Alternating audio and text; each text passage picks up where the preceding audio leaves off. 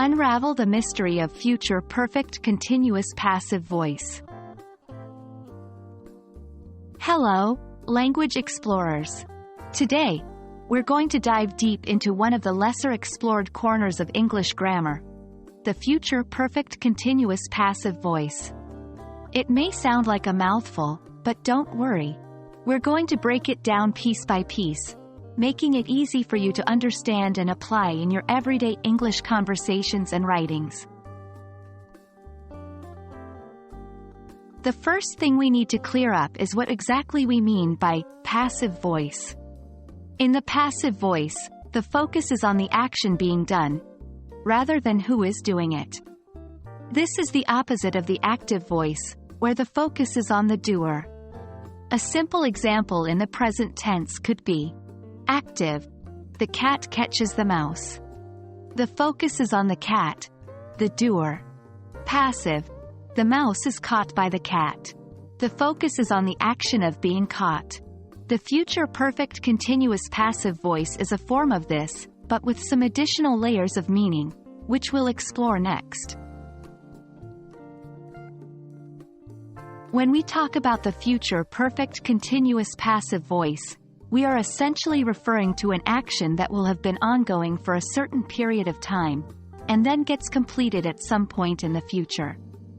However, as it's in the passive voice, the focus is on the action rather than the doer. Sounds complex?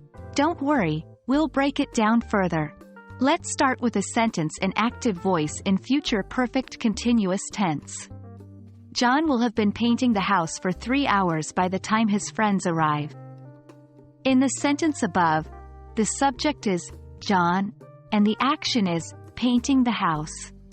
The action is ongoing, and by the time his friends arrive, John will have been painting the house for 3 hours.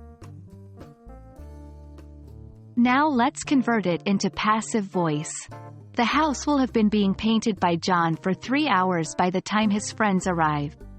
Notice the new structure, will have been being painted. This structure, will have been being plus past participle of the main verb, is the essence of the future perfect continuous passive voice. Here, the focus has shifted from John to the action of the house being painted. While the future perfect continuous passive is not a commonly used tense due to its complexity and specificity, it's essential to understand how it works. It comes in handy when you want to emphasize the duration of an action in the future that is done to a subject, rather than who or what is performing the action. Note, since this structure tends to be a bit unwieldy, it's often avoided in casual conversation.